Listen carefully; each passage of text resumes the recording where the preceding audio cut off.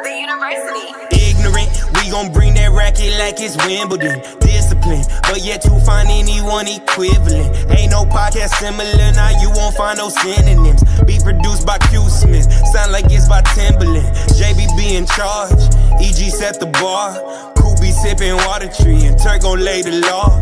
Jokes may go too far, but that's just who we are. Prolific, so gifted, words that have your soul lifted. So consistent, yet so different. Ain't nobody copy that lane.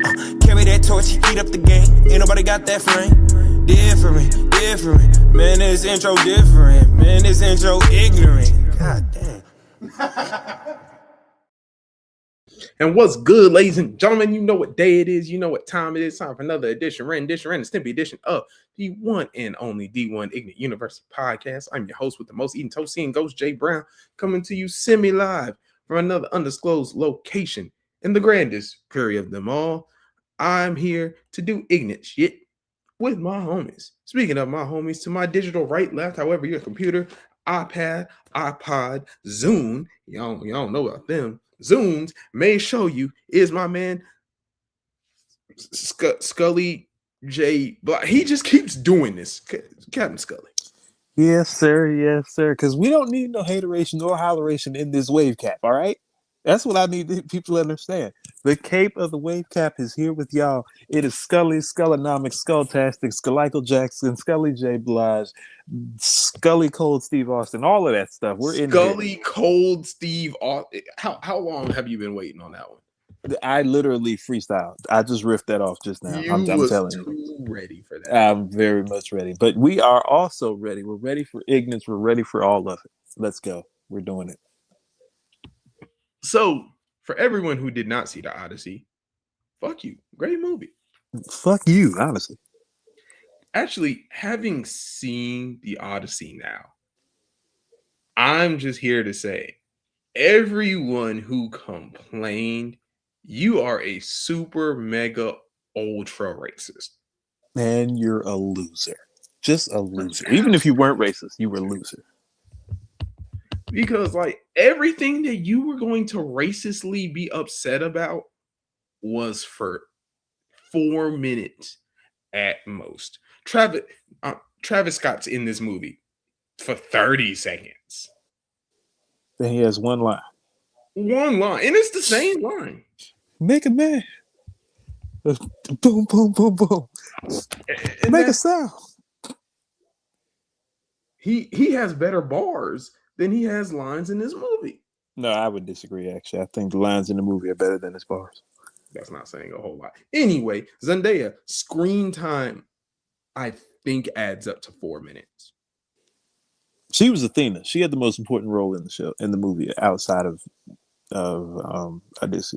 I mean, I'm not saying it wasn't important, but it still was legit 4 minutes. And it's the best 4 damn minutes you'll see in the whole damn thing. Her and every time Zendaya came on the damn screen, I was looking like, okay, let's go. This is best supporting actor work right here. And I don't even care if I like her or not. It's amazing. I like her. Anyway, I love her. I've been in love with her forever. You know me what? a good Zendaya film. I will admit this.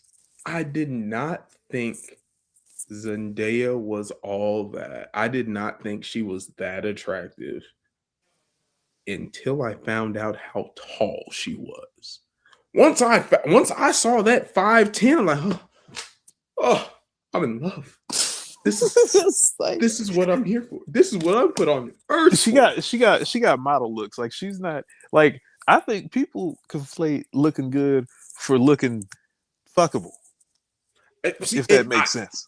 I have figured that part out. And not to say that we should look at women that way. I'm just saying there are people who conflate the two, and they think that somebody doesn't look good just because you don't want to sleep with them. And I'm like, look, you're entitled to your opinion, but as for me in my house, that is a beautiful woman. It is. So just to look at and listen to her talk. So hear me out. I've learned this. I've figured this out.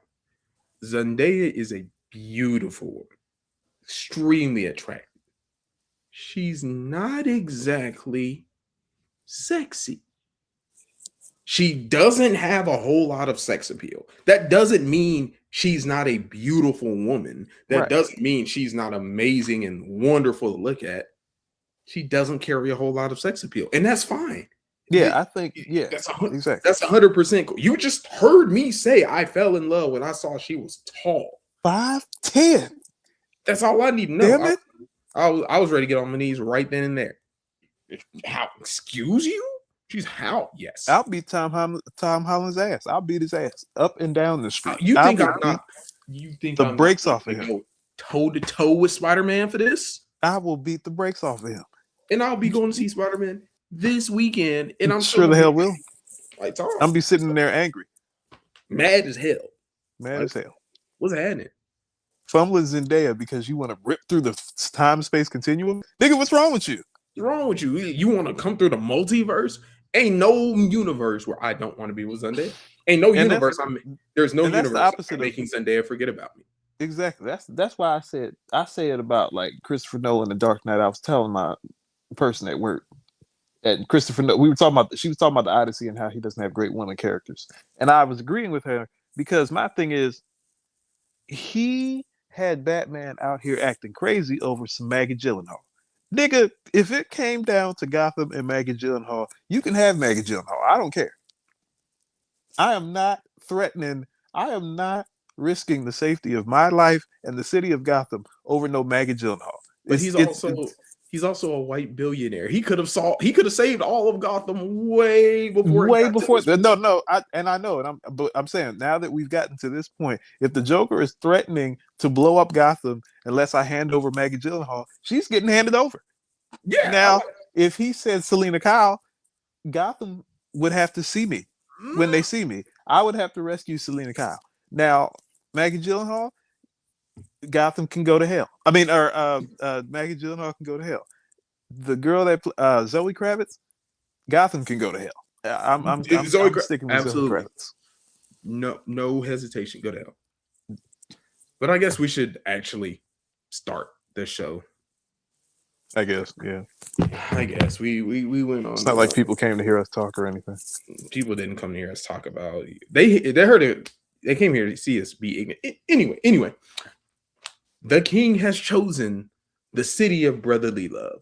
LeBron is going to Philly. In case you have lived under a rock for the last week, Scully, I don't think any of us picked and thought Philly was going to be the location. Any of y'all? I picked Philly. You didn't pick no damn Philly. I did. I could go to my group chat and pull it up. And show we gonna have to check. We're gonna check the records. But anyway, tell me, it wasn't a strong pick. I just said I think he'll end up in Philly. Just saying I could see it don't mean you picked them. That's true. Now, to your point that you were making, I was asking you. Tell me what you think about it. I think it is the perfect and only logical choice. It is the only sensible choice out of all of these. Because here's why. You know, we're both Miami fans here.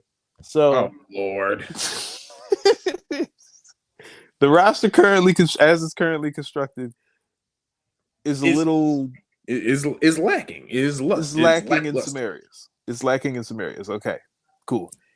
And on top of that, he's already achieved everything in Miami. What else does he have to do at 42? So Miami I know what the reports about, Miami was an option. I doubt it. Golden State, we all know, as much as y'all made fun of KD for going there, I think it would have been even worse if LeBron chose to go there. Of like, the two people who defined a generation suddenly teaming up at the end of their careers. It would have been a cool, fun story, but yeah, it would have been. This would have been nice to do on 2K. I don't think this. Yeah, but it would have been the Frederick Douglass All Stars because all them niggas old. Yeah, like, Jimmy Butler's 36, Steph's 36, Bron's 42, Draymond's 37. Like old ass team. Like, why are we assembling the A team? Fucking and evolution. I don't mean that in a positive way. Why that meme of like Jerry Rice and Dan Marino and them coming out in the football pads? Why? What was his name in the commercials? Deion Sand. Why are we bringing Deion Sandcastle? Leon Sandcastle and all them. Leon Sandcastle is a hell of a name. They don't make commercials they used to. It's crazy. So that would have been out. So I say all that to say the Sixers team. Now, somebody's gonna have to come off the bench. I don't know who, but they're gonna have to figure that lineup out because that's gonna be interesting. Joel Embiid's always gonna be hobbling around on one leg. We understand that. But Philly felt, even before that move, like a squad that is ready next year to win a title. And in today's NBA, where it seems like a new team is winning every year, we've had 7 or 8 or maybe even 9 consecutive brand new champions. Which is beautiful. Which is beautiful. Which is what the sport is supposed to be. Yeah, it feels like Philly's up next. Just early on, like, on paper. Like, a lot of things can happen between now and next June. But, yeah. See, I'm going to take your point, and I'm going to take the negative part of it. All of these big, great pieces do not fit together. Like, that's also true. You can get the engine of a Lambo and the body of a Charger and the seats of a Ferrari and the steering wheel of a McLaren, and guess what? You just got Frankenstein. You don't have a car. There's not enough shots to go around. There really is. You have Jaylen Brown, who just got traded because he wanted to be the man. He was tired of being disrespected by Boston, rightfully so, by the way. And he comes to Philly, and he's like, yes, this is me. Yeah, I got Tyrese Maxey, who's a good young star, but I got seniority over him. Cool. Embiid, he's only going to play 50 games anyway. Plus, he's a big. I have to give him the ball. I kind of control him to a degree. And then you add Braun to the mix. And VJ Edgecombe, don't forget. And VJ Edgecombe is going to be the one coming off the bench. I can see that. I could see it. I could also see if Braun really, really puts his ego aside, I could see him do it too. See, I could see LeBron maybe doing that in the very beginning for small stints. But let's not get things twisted. This may be year 22, 21, 23. Shit. This may be year 23. He may be 42 years old. He's still LeBron James. Mind you, at 42 years old, he's still a top 20 to 25 player on this planet, which is a crazy statement to say. Your ego don't just go away. Like you said about Miami, he's done everything in Miami. There's nothing left to do. Agreed. Cool. I don't think Miami's roster was really great enough for that. And this is crazy because it's the second time in my life I really didn't want LeBron on my team. Although the one thing I'll say about Miami that probably would have been slightly a better fit than Philly is because him and Giannis, I think their games could coexist. Him and Bam, I think their games could coexist. I think Giannis and Bam probably going to have a harder time because they're both big men, and I guess Bam has to adjust himself. But Giannis and LeBron, I think those two could have worked well together because, I mean, Giannis essentially is just a big man. Like, he's a forward. He's a four. He's, like, he's a rim runner. Like, all the things that a great LeBron James team has. Or, like, a great guy with LeBron. Like, it's not like they're both guards, So, like, you would have had some protection up top, and then you would have had some of the young guys in there. But it's more of a timeline thing for LeBron. Because, like you said, he's 42. There's only one reason he's still playing at this point. Yeah, he's ring chasing. I've seen the argument. It's not ring chasing. If the hell it is. If you're the one that brings the ring, I'm like, yes, it is. But let's. It is ring chasing, and he should be unashamed of it. He's 42. What the hell else is he chasing? No, he's the all-time lead scorer. He's top 10 in assists. He's probably top 15, 20 in rebounds. He has defined a generation of basketball. Maybe even 2 generations if you really go far enough back. He has defined a generation of basketball. He's defined 2 generations of basketball. 2 generations of basketball. He has, what else has he done? He won a championship in Cleveland, for God's sakes. You know what's crazy? He's played for 3 different franchises. And won a ring for all of them. He's the only one who could ever say that. He's won a ring at every stop. And somebody made the point. Who's had more than 2? somebody has made the point. LeBron James might be like the first, maybe not the first, but LeBron James is one of those rare like people who's lived up to all of the hype that was put on him in high school. And then some, like exceeded expectations. And that hype was unimaginable. I mean, they were calling him the chosen one and had his face on the cover of Sports Illustrated before his senior year of high school. Before he bought a car that was actually his, because you know that Hummer was in his mom's name. No one knows how it got there. No one knows exactly. But that's part of the reason he probably didn't go to college, because Duke and them started calling, and it's like, oh yeah, who the fuck gave you this? And it's like, well, mind your business. Don't worry about it. Yeah, it's like going back to ring chasing. I think what LeBron is different is he ring chasing? Absolutely, but most people don't go ring chasing when you're still a top 25 player. You do when you're 42 damn years old. 42. Like, we want to talk about ring chasing. Are we forgetting that Lakers team? And I ain't talking about Nash and Dwight. I'm talking about we forgetting Gary Payton. Exactly. He's essentially, which is crazy to say this in a sentence, he is Gary Payton right now. He is Gary Payton right now. Like, that is exactly or like when Gary Payton was on the Miami Heat. Bro, Gary Payton was the first dude I've ever seen back somebody down going up the court. Like, taking the ball from one end of the court to the other. He's like, backing down the court. You are not going to take this ball from me. I remember that is insane, dog. I remember asking Gary Payton was shameless about it, bro. I remember asking my dad, like, why is he doing that? He's like, look, he can't move like he used to, and now you can't go through him. That's a foul. Exactly. It's a foul. Yeah. Valid. But he's essentially Gary Payton. The only difference is he's still top, like you said, he's still top 20 to 25 at 42.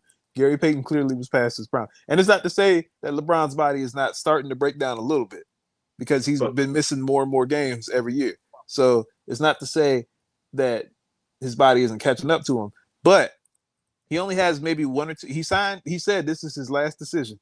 He signed a 2-year deal. A 2-year deal with an option. So this is technically a 1-year deal.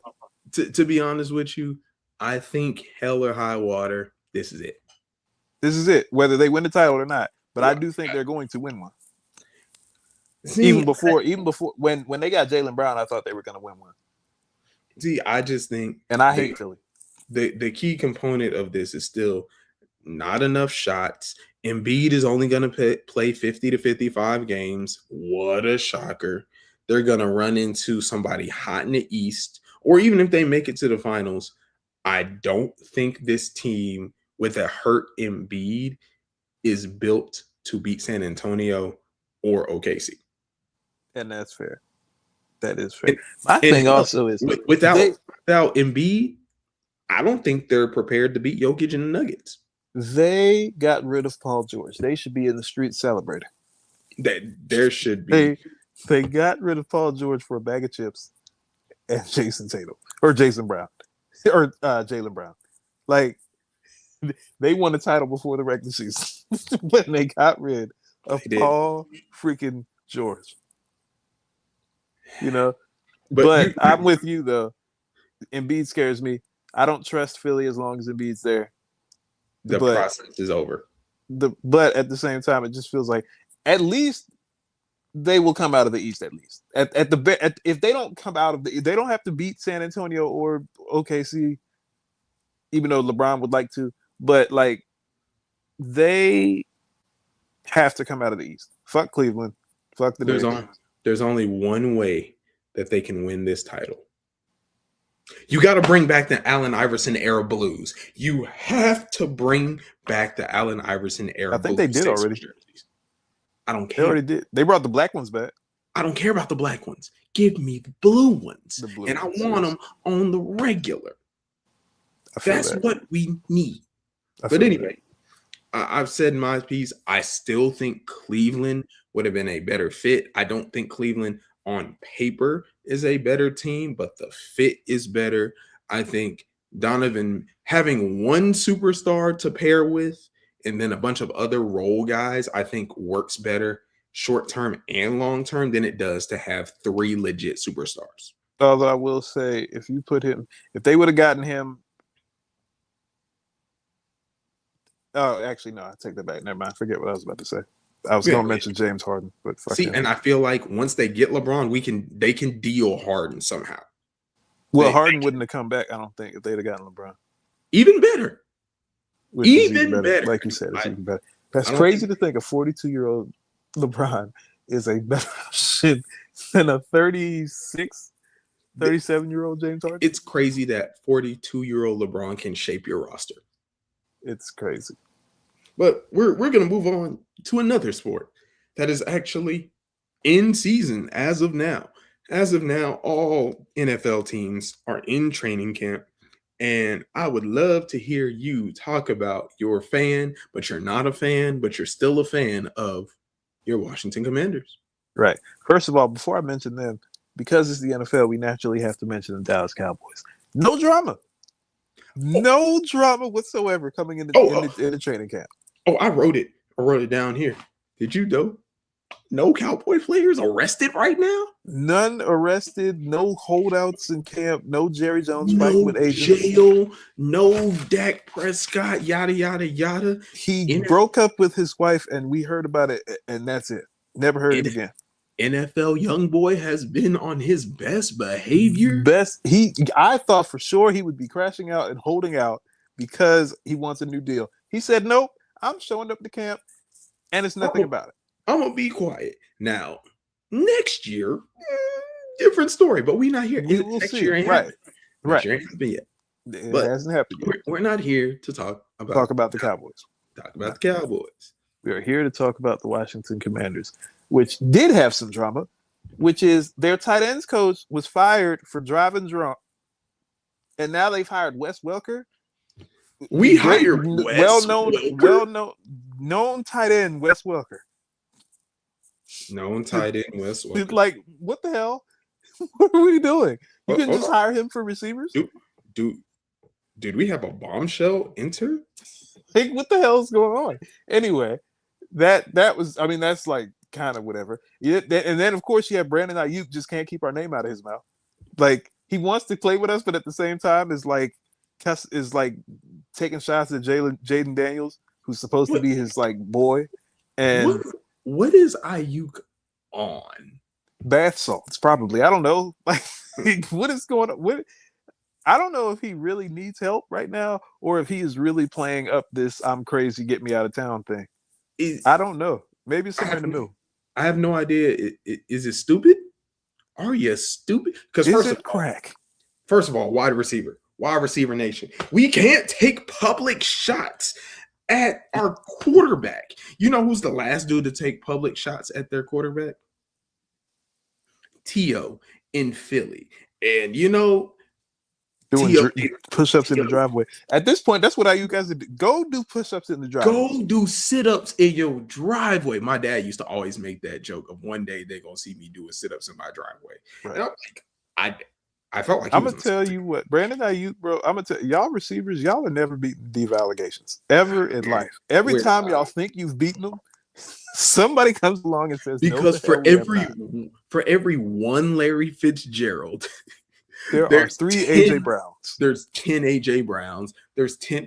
AJ Brown was reading a book on the sideline. This man won a Super Bowl and immediately said, "Fuck that. I like my targets. I like getting the ball." What?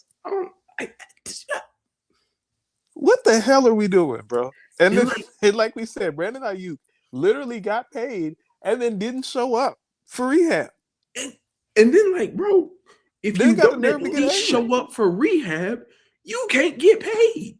And they got the nerve to get angry at the team and has no leverage whatsoever. So now he's just screaming at the sky like a toddler, or like one of my students at work, like at the crate.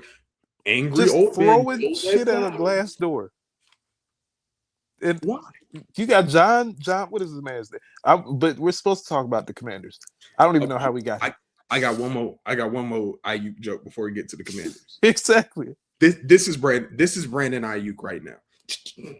Dad, you can't drown no alligator. They live in water. That's their habitat. Like, what are you doing? That's Brandon Ayuk right now. So this is all the drama that was following the Washington Commanders somehow. Drunk tight ends and Brandon Ayuk screaming about wishing the Commanders luck on the first day of training camp. That is kind of, yeah. But anyway, on the field, I'm not sure what to think yet, because our offense is completely brand new. We have a new coordinator. We have new coordinators on both sides of the ball, but offense in particular is where everybody is paying attention, because Jaden Daniels is going into his third year, which is always a big year for quarterbacks. Mm-hmm. And this is a new offense with a play caller who's 30 years old, who's never called plays before. And we have a receiving core, basically Terry McLaurin and them. Debo's still on the squad, isn't he? No, he's not. Oh, yeah, he's not even. There are rumors about like we might bring Stephon Diggs in. Brandon Ayuk, like we said, just keeps floating out there. And there was a time when it was like, okay, yeah, bring Brandon Ayuk in here because he's friends with Jaden Daniels and blah blah blah. And then he just threw all that and burned it straight. And then he mentioned his mom and burned it all to hell. When Daniels responded back, I'm like, yep, that's cooked. Yeah, you're done. Keep him far away from this team. But then I like our draft picks. We drafted that kid out of Clemson that I was always a fan of, Antonio Williams. We drafted him in the third round. I like him. I think he could do some things for us. And then it was somebody else. I can't remember who. But then we got some guys coming back from last year. We got a new tight end. We got younger and faster is all I ask for our team on offense, and especially this defense. Oh, my God, we're going to be a top 5 unit. I'm telling y'all right now. We are going to be a top 5 to 10 unit on defense. Sonny Styles was good enough by himself. Sonny Styles, when I tell you, my boy, this is everything. Like creative player in Madden, 6'5", 252 pounds, running a 4.2 40 at linebacker. Or 4.3, not a 4.2. Good lord. 4.3 40. A 4.3 40 at linebacker. 6'5", 250, running a 4.3 40. The most athletically gifted linebacker ever in the history of the combine. Actually, like look that up too. I'm not making that up. Look that up. And the best part you have going for you is literally half of your division is in flux. We don't know mode, and we have off-field drama mode. The Eagles can never be normal. They never be normal. I don't know what's wrong with them. They can never be normal. They got a new OC. They have a new offense. It's Jalen Hurts make or break year. I truly don't really even know what that means, but it kind of is. I don't believe that. He just won. Actually, no. Philly's the only city where that would be the case, so I believe it. Yep. The Giants are the Giants. We don't know if Cam CTE Scatterboo is really going to show up. Jackson Dart, I don't fully believe his teammate has really forgotten about his MAGA comments. So we'll see. Look, if there's a guy who has to keep his politics to himself in the locker room, if they are going to be unpopular, it's your quarterback. Exactly. But most quarterbacks in the NFL are racist, so I'm not even surprised. I was going to say, unless you have a Joey Bosa type guy who it's just known, it's just out there, right. Then but most of them are. But that's the thing. Football by nature just seems to be a good old boy sport. In I don't know why. Even the black people that play end up. We know for sure the coaches are. Yeah, the coaches are, but like they're socially liberal, so like because they have a bunch of black players, so like they are like, oh yeah, I love everybody and Black Lives Matter and shit, but I like my money too. So it's like it's funny. Anyway, absolutely. The Commanders, that defense is disgusting. And we got the D coordinator's new, but I like him because he's coming from the Brian Flores school of chaos. Like it is just, we're just throwing shit on the wall and it's just gonna come. Our linebacking core is disgusting. Like I said, Sonny Styles is just the head runner. But you got Frankie Louvu, who was an all-pro 2 years ago, coming off the edge. You have the dude Chanel from the Chiefs, who's 25 and fast. Which is all our defense was old and slow last year. Now we got young and fast. We didn't even bring Bobby Wagner back. We probably might bring him back in the middle of the season if some people get hurt. But Because Bobby for Wagner, now, for as old as he is, still had a decent season. he had 140 tackles last year. That's what I mean. Bobby Wagner is a perfect, he's a perfect throwback little linebacker. classic linebacker. But in today's game, he's just too slow. Well, that's just because he's old. It's not because it's today. Like if he were 25 in the Legion of Boom, he'd still be lighting shit up. I mean, yeah, when you're Sonny Styles everything in the Legion of Boom is easier. Yeah, Sonny Styles essentially is a younger Bobby Wagner, like just based off of his athletic profile. Anyway, clearly I love Sonny Styles. Clearly, that is. I'm just so excited about him. And then we got some defensive guys. I mean, we got some edge guys. We bring some people in. Like I love our defense, which I was so happy we addressed it because we had to. Spent 2 years just not doing shit, giving away points. Just like, hey, Jaden can figure it out. Now it's like, hey, Jaden, you don't have to score 30 a game anymore. We got it over here.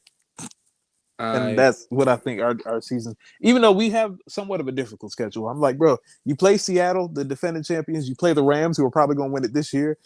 You play the 49ers. God damn it. Who did we piss off to get that division? Oh, you want to complain about a tough schedule? Okay. We can't all play in the same division as Patrick Mahomes and whatever. I'm not even talking about Pat Mahomes as the bad schedule. Because, look, for one, he's coming off the ACL. Not as worried about that. We beat the Chiefs twice last year. That's true. And we beat the Broncos. I forgot. Y'all got the Broncos. You think I'm on fire? We beat the Broncos. Oh, yeah.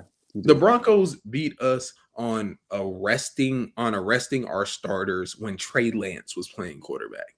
I'm not worried about the AFC West. If anything, this is the year where we can get a home playoff game and not fuck it up. But we're Chargers, so we love charging it away.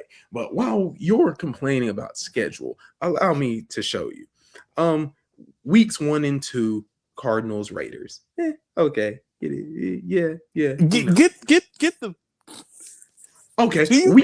Let's go week 3, Bills. Okay, week 4, Seahawks. Week 5, Broncos, AFC Championship. Week 5, Chiefs. Pat Mahomes ain't Pat Mahomes, but he's still Pat Mahomes.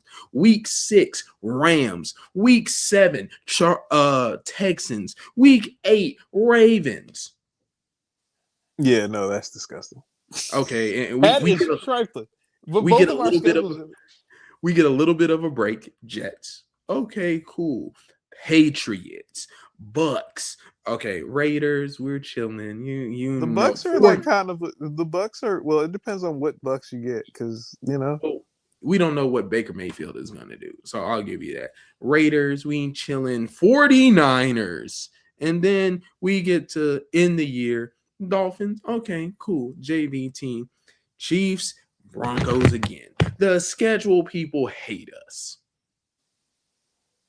It's just, y'all literally made. That's what they do though. When you make the playoffs, then the following year your schedule ups it, because you had like a last place schedule last year, or maybe not last place, but you had a second or third place schedule. Yeah, and then this year when you win, you get like for us, for example, we finished third place, so we get a third place schedule. Well, in theory, we get a third place schedule, but then things happen throughout the year where it's like, okay, so the teams who are not supposed to be good end up being good. Like, what happens if the Raiders suddenly decide, hey, I don't see it, but like, we have that happen, like Seattle did last year. Nobody thought they were going to win a Super Bowl. Well, I mean, people. They were good, but like nobody thought Super Bowl. Absolutely not. And you still can't convince me, Sam. I just think Sam Darnold caught lightning in a bottle, and I don't think he can produce like this again. Yeah, which is crap. How you cannot demean a man who now has a Super Bowl ring. Sam Darnold feels like he took the Geno Smith route. The last 2 seasons, when he finally gets around some good offensive minds and stops dealing with fucking Panthers and Jets. When he finally got into, because we saw it in Minnesota and everybody thought Minnesota should have re-signed him, but they were like, no, we just drafted this kid McCarthy. We got to see what we have with him. Sam got to go make his money elsewhere. Fair game, whatever. He goes to Seattle and does it again. It would have been, that's 2 years in a row. I feel like you know, he at least could get 3 years in a row. Maybe not 4, but he can definitely get 3. Now it doesn't mean shit. It doesn't. But I say this about quarterbacks all the time, especially young ones and especially rookies. Year 3 is when I don't want to hear any excuses. Right. Year 3 is when, hey, this is development. This is you. Year 1, you're a rookie. All I ask of you is to show me why we drafted you. Right. You're going to make rookie mistakes. Cool. Learn from them. Get better. Year 2, I need to see some up game. I need to see progression. I need some progression. I need you to show me you're better than where you were as a rookie. Cool. Year 3, it's time. No excuses. You are literally at the league you're above the league average. The average NFL career is like 2.68, something like that. Something like that years. You've beaten that. Now it's time to go to work. Obviously, you're not perfect. You're human. There's gonna be some issues. If you're like the Chargers, hey, I'm sorry to tell you, Justin, you might have to score 40 points because your defense ain't gonna help you. Or, hey, I don't know about this offensive line. We're not even gonna try to protect you. We are not protecting shit. Ain't shit getting protected over here. And didn't shit get protected last year at all? It seems like y'all have this problem every year, and I don't understand it because y'all keep drafting all pro linemen, Joe Alden and Rashawn Slater. No. You're missing the point there. We did not draft all pro linemen. We drafted all pro tackles, and then people people love to tell me, y'all line is good. You were just hurt. No. Our tackles were hurt. That 2 guards in the center, those were the normal starting guards in center. That was don't get this twisted. These niggas ass. The plan was to be ass. The plan was to be in the middle. Hear me out. Personally, if you ask me, I would rather have an all-pro center than an all-pro tackle. And I know that's a crazy thought. That's a crazy thought. But this is my thought process on this. Edge rusher, they say second most important position in football, whatever. What does a quarterback do 7 times out of 10 to avoid the edge? Step up. They just step up, and then hopefully the ball gets out and the edge doesn't get there. You know, when they do, it's a sack. Cool, great. Guys don't have 10 sacks a game.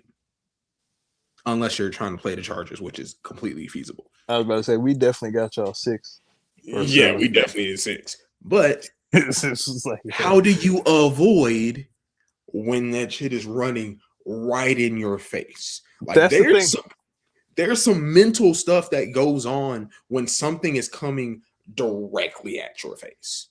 Because it used to be, especially with the old school quarterbacks that stood in the pocket, you wanted that interior pressure. Like, that's what them interior edge people that could rush up and break up that pocket in the middle and force you out. That's what you wanted back in the day. Now you got a lot of mobile quarterbacks. But like, even with the mobile quarterbacks, like if you have to run for your life the second you catch the snap. Yeah. Like, what are you doing?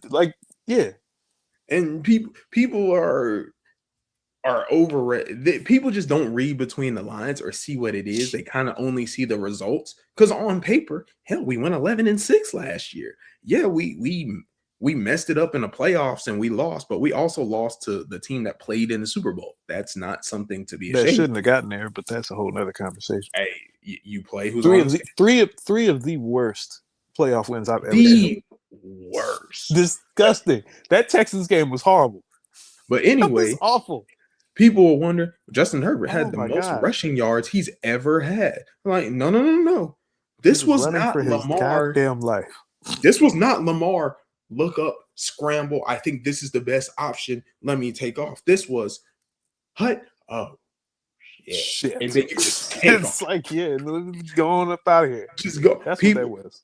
I loved when we won in Rio last year against the Chiefs, and Justin Herbert had that 15 whatever yard scramble to get the final first down to ice the game. People like, oh, he took off. He saw the writing on the walls. No, our horrible right tackle got beat so bad, so quickly. Luckily, by the love of God, Chris Jones was playing hero ball and took an inside move, and there was no one to contain the outside. And Herbert is fast enough to okay, took off for 12, 15, whatever it was, slid, ball game.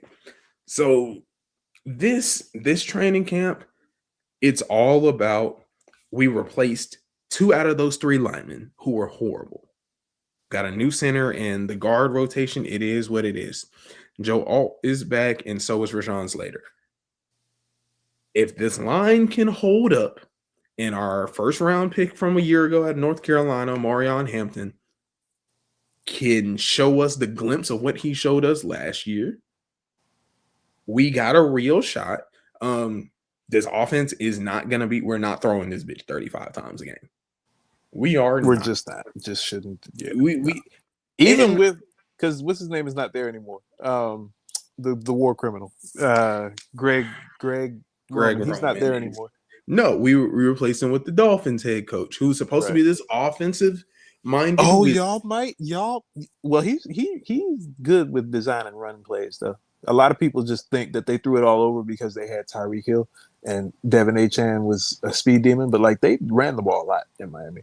And the thing is, our receiving core is kind of like y'all. It's ladding them. It's ladding them. It's ladding them. And I don't mean that demeaning. It's more like, no, I get it's the same thing with me. I don't mean it demeaningly. We just don't know anybody else. It's like, it's one proven guy. Yeah, it's Ladd and a bunch of unproven guys in QJ. Yeah. QJ had he as much as we make fun of him, he had a good start, an above average year last year. No, he had a good above average first 7 games. And then he showed us who he really was again. But you know what it is. First round picks. He never should have been a first round pick though. He shouldn't have. He fooled us all. But I get it. We were trying to draft Keenan Allen's replacement, and on paper, he's 6'3", 6'4". He runs a 4.4. He can jump out the gym. He had great hands. I don't know what happened to them. And on paper, everything is right. And then we started throwing him the ball. And also, he could not run routes, which you didn't have to run a whole lot of routes at TCU anyway. But he is not a great route runner. And then the hands weren't there, which was just kind of weird for a guy that size to not have hands. But he didn't. So it'll be an interesting thing of how we're running the offense. The most important thing, we have 2 issues. One, we have to take the pressure off of Justin Herbert. He can't play Superman. He literally went out there and played majority of last year with a broken hand. And now this year he's about to be a married man. Y'all need to let that man come home. Keep him upright in one piece. Please. He needs to be upright for his wedding. Imagine him walking down the. What you mean walk? Imagine him on crutches, hobbling down the aisle at his wedding, rolling down on a boot. We're gonna find a way, but you know who always finds a way is everyone's favorite podcaster, our favorite Forrest Gump of the world, Mr. Jeff Teague.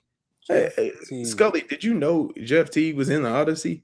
Yes, I saw him on the. I don't even know what the name of the island is. I have to go back and read the book. But actually, no. You're mistaking me.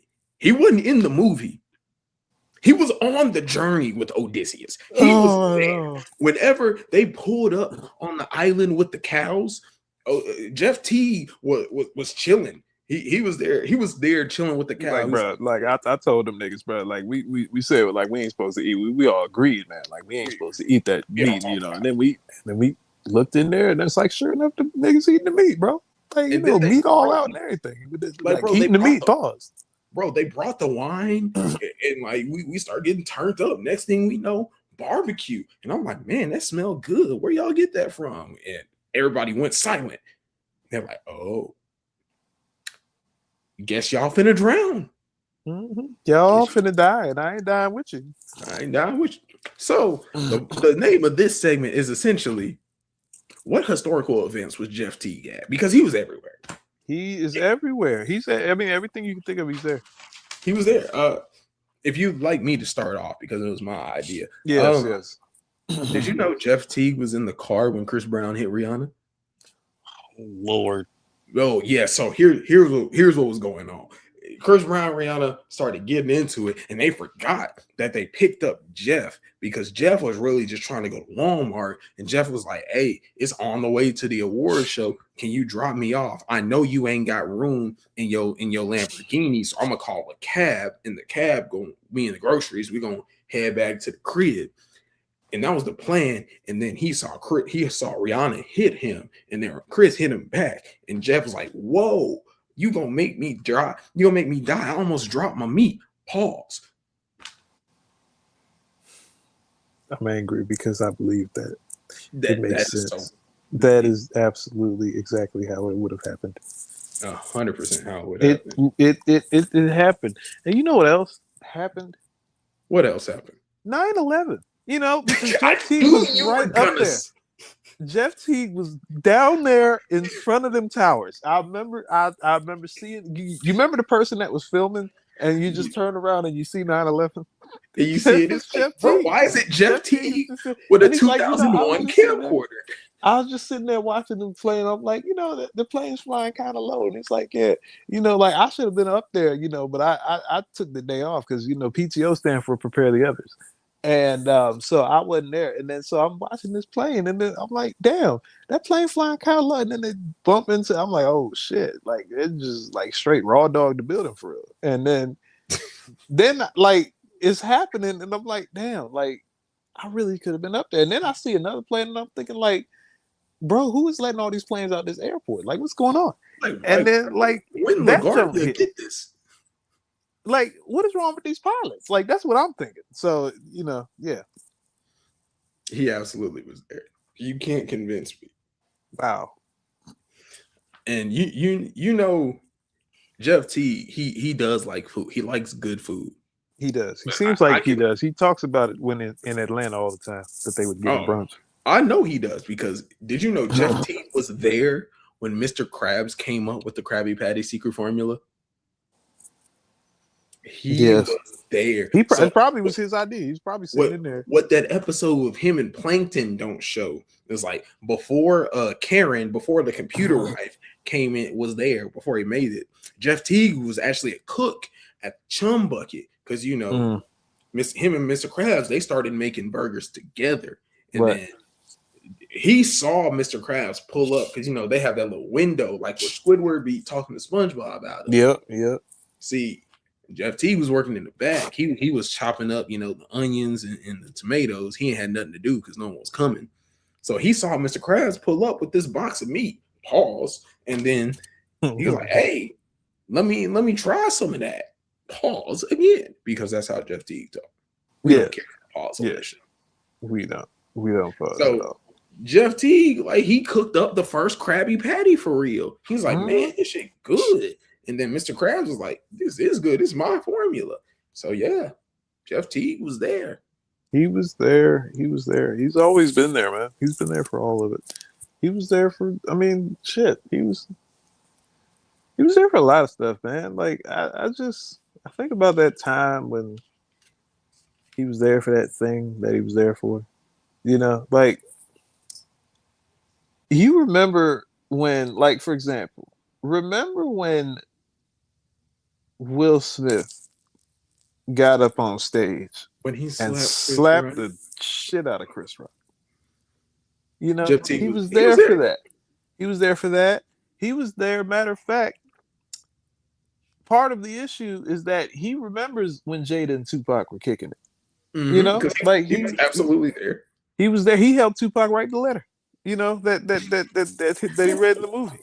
Like, so and then I swear there's footage of Jeff Teague walking behind Will Smith saying, hey, your wife looked mad.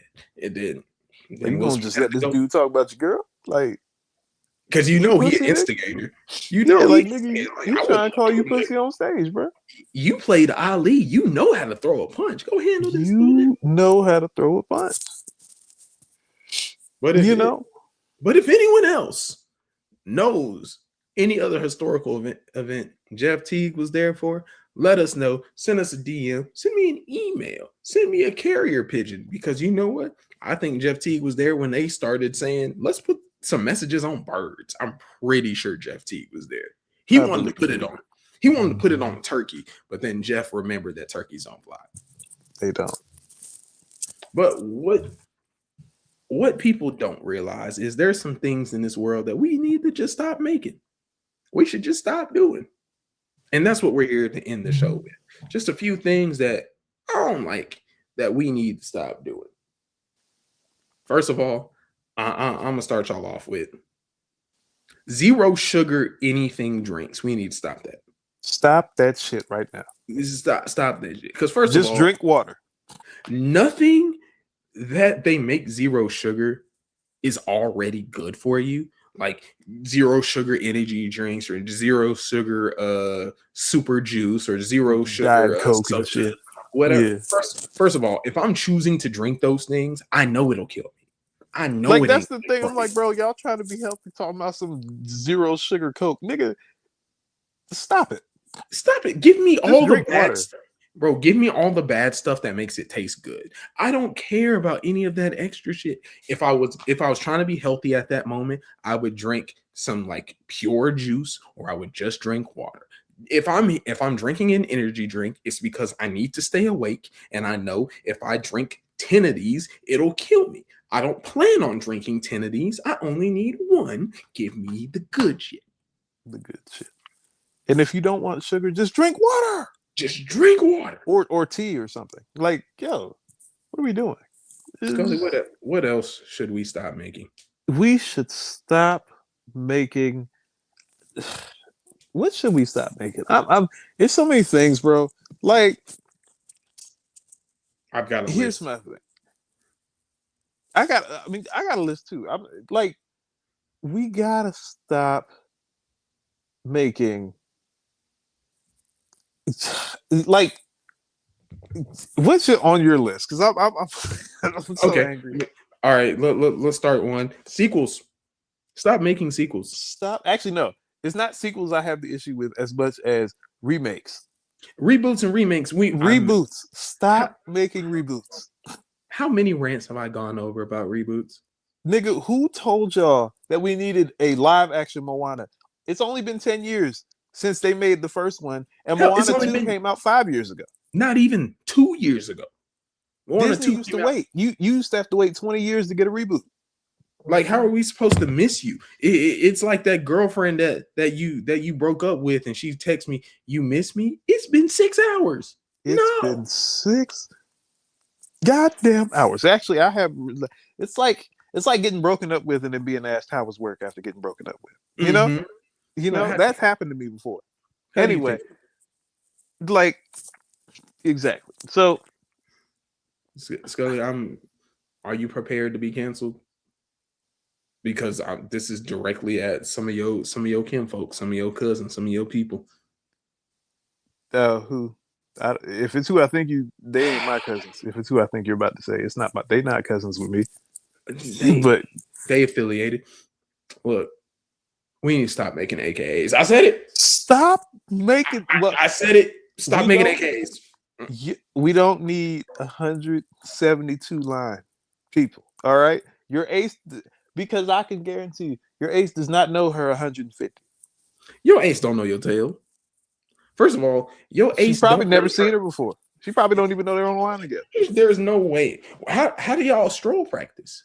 You can't practice with all of them. How do y'all disappear? You know, like you telling me 152 women go missing on any campus and there's not alarms being rang?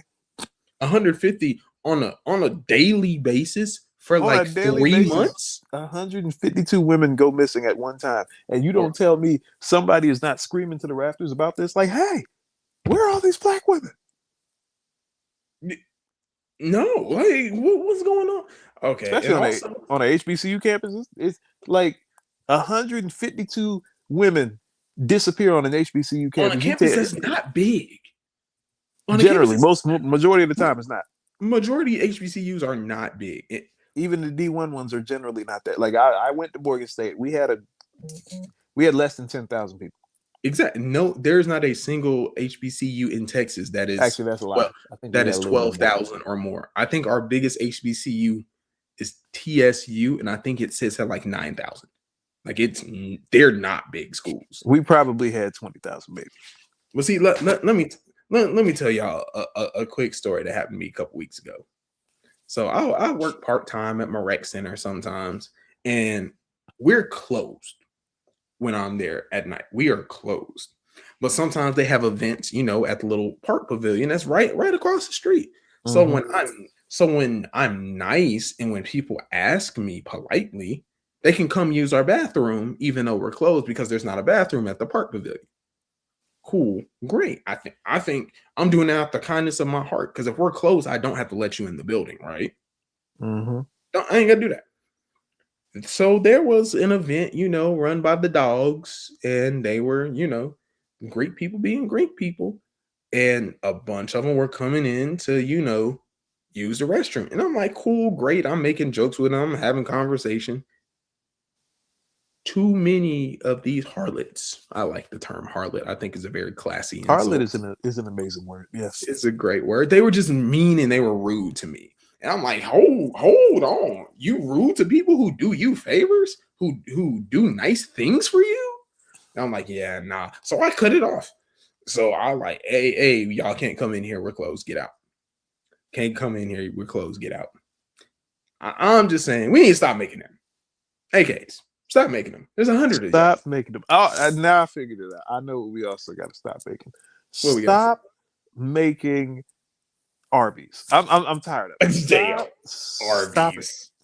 I'm so sick of you people that are keeping it open. Scully, we not gonna name names because she watched my show sometime. Your friend, that's my friend, that y'all were friends. She like Arby's. Wait a minute. Which friend? No. Yes. Oh Lord, no, not her. I was rooting for her. No. We were all rooting for her. No. It's not the friend I think it is. It's not the light one. She brown, she kind of thick. She from Sierra Leone. I'm not letting her. I'm not giving that to her. No. But she yes, from Sierra Leone. She from the SL. No, now I'm gonna have to go back to it. I'm about to text her later today. See, we can't have this. We can't have this. This is unacceptable. This has got to stop. We used to be a proper country. All right, without Arby's. Why are we here? Arby's. We have the meats. No, we don't, nigga. We don't need the meats. Stop. We don't need them kind of meats. So, yeah, we've reached the end of another episode of the one and only D1 Ignance University podcast. We do not have the meats. Scully, your final thoughts. I know your heart hurts right now, but oh man, it's just I feel like I just asked. I feel like I just asked you how was work after getting broken up with. This is just, but now it feels slightly better knowing that Arby's. Like no, Arby's, bro. Arby's is crazy. Anyway, as far as final thoughts go, sorry, over this. This is crazy. Sorry. Anyway, yeah. So I'm telling y'all, bro. August is coming up, man. Like August is just a great time. August, September, and October. Football is around the corner. August 29th, college football starts, and then of course after that is the NFL. Like football is around the corner, bro. We're here. Also, August 29th is forever known as GOAT Day. If you don't know, go ask somebody. So anyway, thank you for tuning in to the one and only D1 Ignance University podcast. We look forward to coming to you semi-live whenever the hell I feel like it. Why? Because I can do that. It's like I love to say at the end of every episode, keep learning, keep living, keep loving, and stop eating Arby's. Stop it. And we out. I'm gonna hit the button.